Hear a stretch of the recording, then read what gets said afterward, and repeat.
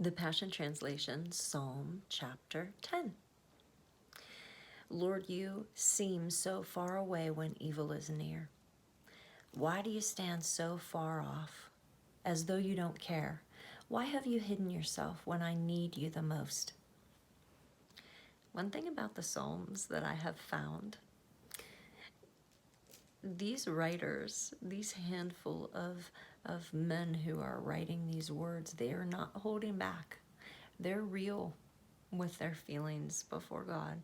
And I think we can take an example, we can make an example of them and say, hey, if it was not only okay for them to be real with how they feel to God, to pray real prayers, not platitudes, it was not only okay, it was okay enough that it was written in the Word of God.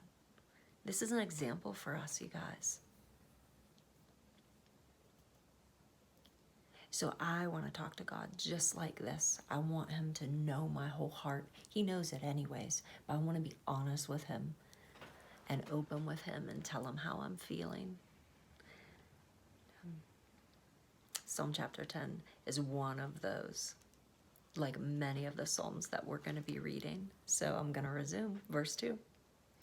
The arrogant, in spite of their elitist pride, persecute the poor and helpless.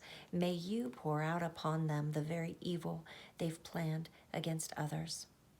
How they brag and boast of their cravings, exalting the greedy. They congratulate themselves as they despise you.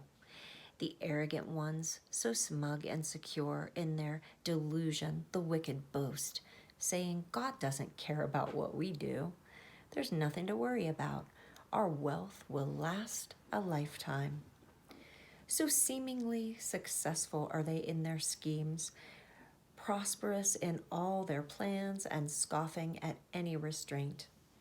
They boast that neither God nor men will bring them down. They sneer at all their enemies, saying in their hearts, we'll have success in all we do and never have to face trouble, never realizing that they're speaking this in vain. Their mouths sprout out cursing, lies, and threats. Only trouble and turmoil come from all their plans. Like beasts lurking in the shadows of the city, they crouch silently in ambush for the people to pass by. Pouncing on the poor, they catch them in their snare to murder their prey in secret. They plunder their victims, presuming them all as inferior.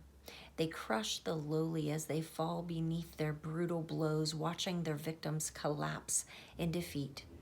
Then they say to themselves, the lofty one is not watching while we do this. He doesn't even care. We can get away with it. Now's the time to arise, Lord. Crush them once and for all. Don't forget the forgotten and the helpless. How dare the wicked think they'll escape judgment, believing that you would not call them to account for all their ways. Don't let the wicked get away with their contempt of you. Lord, I know you see all that they're doing, noting their each and every deed. You know the trouble and turmoil they've caused. Now punish them thoroughly for all that they've done.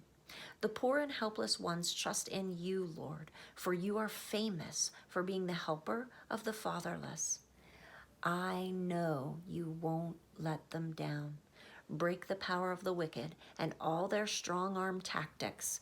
Search them out and destroy them for the evil things they've done. You, Lord, are King forever and ever. You will see to it that all the nations perish from your land. Lord, you know and understand all the hopes of the humble and will hear their cries and comfort their hearts, helping them all. The orphans and the oppressed will be terrified no longer, for you will bring them justice, and no one will trouble them. And that concludes Psalm chapter 10 in the Passion Translation.